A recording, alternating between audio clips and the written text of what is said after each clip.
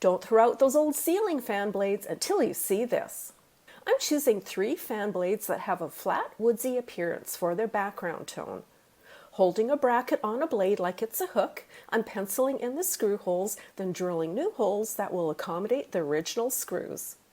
I'm now using the first blade as a template to mark the others, then drilling holes in all of them. The blades are getting a good clean, then a light scuff sand and dust removal to prepare them for the next step.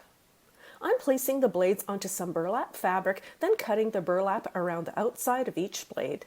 Reaching for some Mod Podge, I'm brushing it on each blade, then flattening down the burlap strips on top.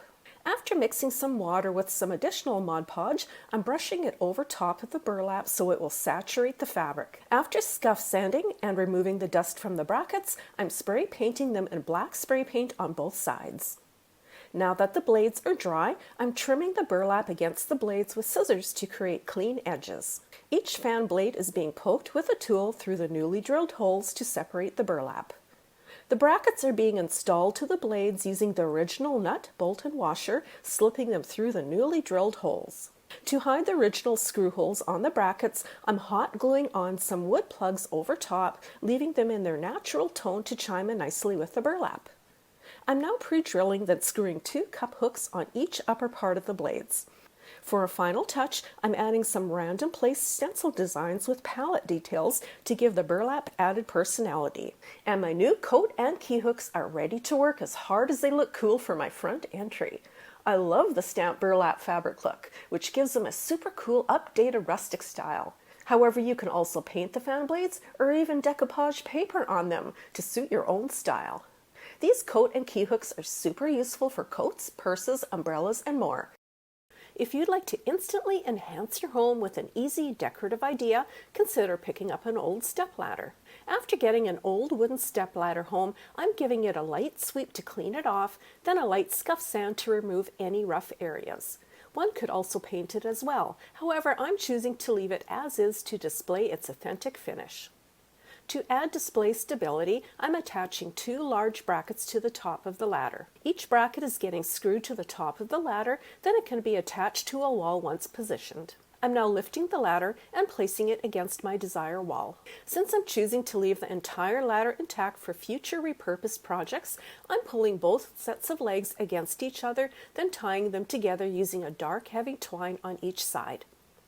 I'm wrapping the twine around both legs several times, then trimming and knotting the twine together from the inside. Then unraveling each of the end cuts so they appear like they've been there forever. Reaching for a carpenter's level, I'm placing the level on one step, then adjusting the ladder position until the steps sit level. Repositioning the ladder will also self-adjust the secured top brackets. Now I'm shopping my own collections, gathering up some like-minded trinkets I'd like to display. Now I'm selecting a decorative hook and attaching it near the top of the ladder with screws. Next up, I'm choosing a scrap piece of wood that is closely toned to the ladder wood and cutting it to the length of a lower step using a miter saw. This extension is being placed on a ladder step, then is being attached with a screw from the underside. Moving over to all my group collections, I'm deciding where each piece will be displayed. Since I desire to display an antique picture I don't wish to permanently modify, I'm attaching a door pull to the underside of a ladder step so the picture frame can simply rest against it. This little hack makes the frame's placement adjustable as well. I'm attaching a clip-on light to the very top of the ladder for added ambiance when desired. To hide the light cord, I'm running it down one ladder leg, then weaving it in between a few screws to hold it in place. And now I'm loading up the ladder. A cozy blanket is being hung from a hook, then chosen collections are being placed on each step where desired. Some items are getting stacked to create more height, so all the ladder spaces get filled up more so. And the end result is a beautifully curated collection of all my favorite things to look at with added side table perks. I love how the ladder adds height, allowing for plenty of mini shelves to store all my favorite things.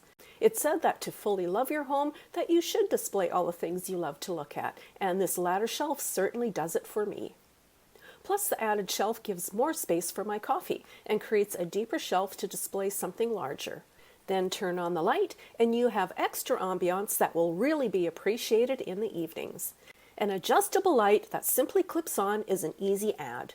It can be positioned to either display your collections or twisted to the side if you decide to do some reading or writing. This ladder shelf could also be used to hang pictures or showcase all your favorite reading books. You get to choose.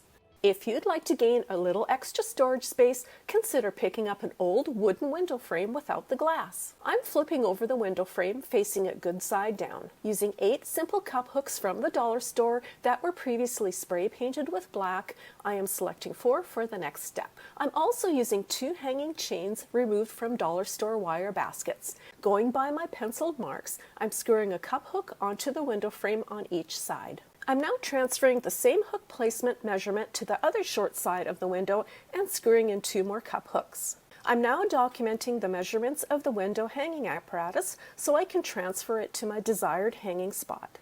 You'll want to measure the middle of each side of the window as well as the full length from left to right. Choosing the spot on my ceiling, I'm transferring the measurements and screwing 2 cup hooks into the ceiling so I can hang my window frame up. If your ceiling isn't wood like mine, you will likely need to screw into ceiling studs or use anchors, depending on the weight. I'm now gathering up a few random hooks along with some rustic baskets for a starting point. Large S hooks are my favorite. However, I am also hanging up the decor in a few different ways. Another way is to loop some heavier rope together, then close the ends together with wrapped thinner twine. You can also screw cup hooks into the window frame for easier hanging too. I'm using a combination of all of the above plus more for a random rustic look. And you are left with a charming and rustic way to either add additional storage to your space or use it as a way to display your favorite collections. I hope this inspires you to consider picking up an old window frame, short ladder, or even a wooden shutter to create a kitchen ceiling display of your own. You'll want to pick up some chicken wire when you see how it can organize your life to the hilt. I'm choosing a bulletin board size that can be completely covered with the chicken wire, leaving some additional room to wrap the edges. I'm cutting the chicken wire off the roll that I will need for later.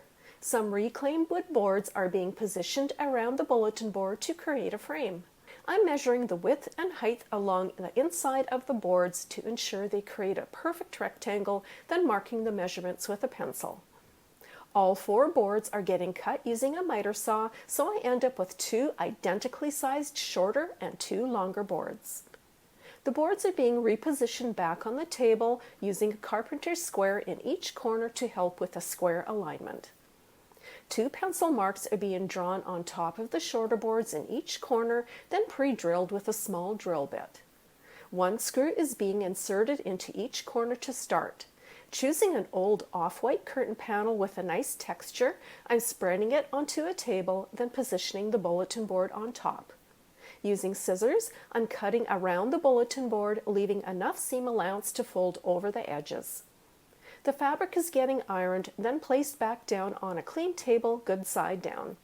With the bulletin board back on top, good side down, I'm folding the fabric around the short edge of the bulletin board first, then stapling the 2 corners in place. More staples are being added as needed, pulling the fabric smooth as I work. For the corners, I'm running my finger along the current fold so the fabric lays as smooth as possible. I'm now placing the chicken wire on the table, holding it down with thumbtacks so it lays flat. The fabric-covered bulletin board is being positioned in the middle of the chicken wire. Starting with 2 shorter sides first, I'm pulling on the wire, then wrapping it around the edges and stapling it into place, then continuing the same with the longer sides. Choosing my installation zone, I'm positioning a few boards on top of the furniture piece to the height I want the board to hang.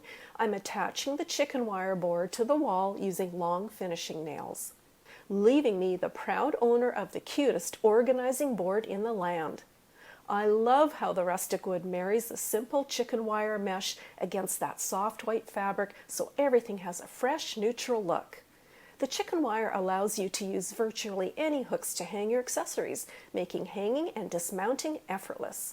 And the bulletin board allows you to use push pins. While I'm using my board as a decorative command center, it can also be used to hang craft supplies, paintbrushes, tools, dried flowers, receipts, artwork, or whatever you wish.